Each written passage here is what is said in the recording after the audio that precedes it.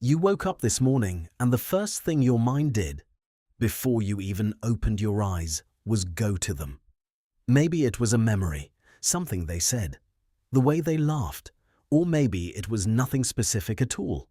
Just that familiar weight settling back onto your chest before the day even began. You have told yourself to move on. You have tried staying busy. You have deleted their number, avoided their street, muted their name on every app you could find. And yet, here you are, still thinking about them. If that is you right now, I need you to stay with me for the next few minutes, because what I am about to tell you is not about forcing yourself to forget. It is not about pretending the pain is not real. It is about understanding exactly why your mind keeps going back and what you can actually do to make it stop. Why your brain won't let go. Before anything else, you need to understand something important. You are not weak, you are not broken, and you are not obsessed in some unhealthy way that makes you different from everyone else. What you are experiencing is one of the most well-documented psychological phenomena in human neuroscience. When you lose someone you were deeply attached to, a partner, a person you loved, someone you built a life or a future around, your brain goes through something strikingly similar to withdrawal. Studies have shown that romantic love activates the same reward centers in the brain as addictive substances: dopamine, oxytocin, serotonin. When that person was in your life, your brain was receiving regular doses of all three. When they left, that supply was cut off suddenly. Your brain does not know the relationship is over. It only knows there is something it used to have, something that felt good, something that felt safe. And now it is gone. So it does what any system does when it is missing something it depended on.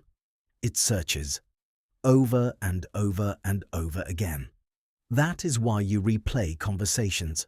That is why you read old messages. That is why you drive past the places you used to go together. You are not being pathetic. Your brain is running a search program it does not know how to switch off yet. The question is, how do you switch it off? Here is the part nobody tells you, and it is the reason so many people stay stuck for months, sometimes years, longer than they need to. When the thoughts come, and they always come, most people do one of two things. They either fight the thoughts. They tell themselves to stop. They feel ashamed for thinking about this person again. They get frustrated at themselves, call themselves pathetic, and try to force the thoughts out by sheer willpower. Or they give in to them completely. They look at photos. They check the person's profile. They replay every memory, every argument, every good moment, building an elaborate mental film they watch on repeat. Both of these responses make it worse. Fighting a thought is like trying not to think of a white elephant. The moment you tell your brain, do not think about them, your brain has to conjure them just to understand the instruction.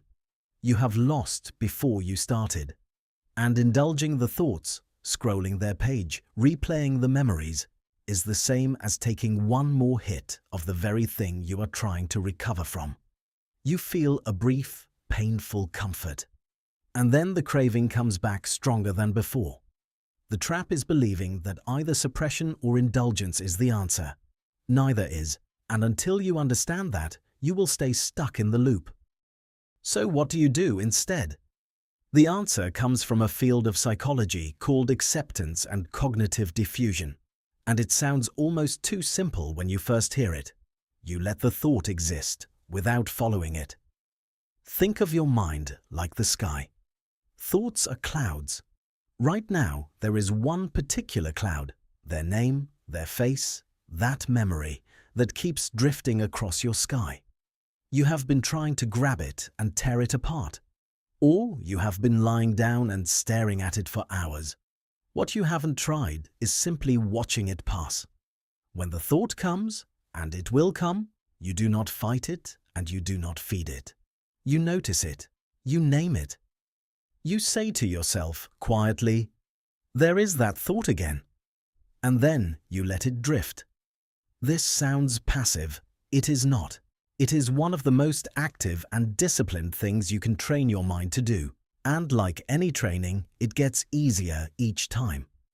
But there is a second piece, and this one is just as important.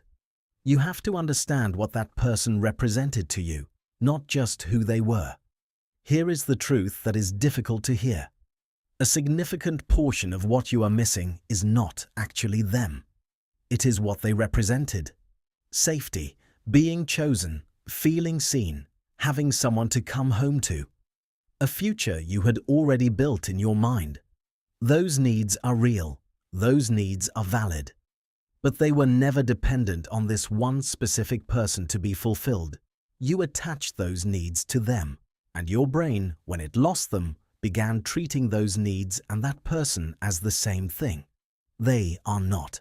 When you can begin to separate "I miss feeling loved" from "I miss this specific person," that is the moment real healing begins. Because you can start to address the actual need instead of chasing someone who is no longer there. Let me give you 3 concrete things you can begin doing from today. The first is what I call the redirect, not the resist. Every time the thought comes, instead of fighting it, you simply redirect your attention deliberately and immediately to something that requires active focus. A task, a conversation, something physical. The thought does not get an argument, it gets a redirect. Do this consistently, and over time, the neural pathway that leads to that thought begins to weaken from lack of use. The second is to grieve the future, not just the past. Most people spend all their time mourning what happened, the relationship that ended, the things that were said. But a large part of what you are actually mourning is the future that never happened. The holidays, the life you pictured, the person you thought they were going to be for you. Give yourself permission to grieve that future explicitly. Write it down if you need to. Say out loud, "I am mourning a future that will not happen now." There is a profound release in naming the real loss. The third is to protect your inputs ruthlessly. Your brain cannot heal from something it is constantly being re-exposed to. Every time you check their profile, every time you listen to the song that reminds you of them, every time you ask a mutual friend what they are up to, you are reopening the wound before it has a chance to close. This is not about hatred or bitterness. It is about giving your nervous system the silence it needs to recalibrate. A boundary is not a punishment. It is a condition for healing. I want to leave you with this. The fact that you cannot stop thinking about someone is not a sign that they were the one, or that what you had was irreplaceable, or that you will never feel this way about anyone again. It is a sign that you loved, that you were present, that you opened yourself up to something real, and that takes courage that most people never admit they have.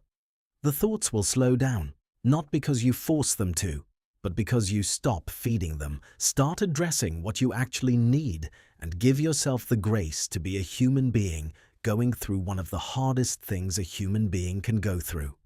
You are not stuck. You are healing. There is a difference.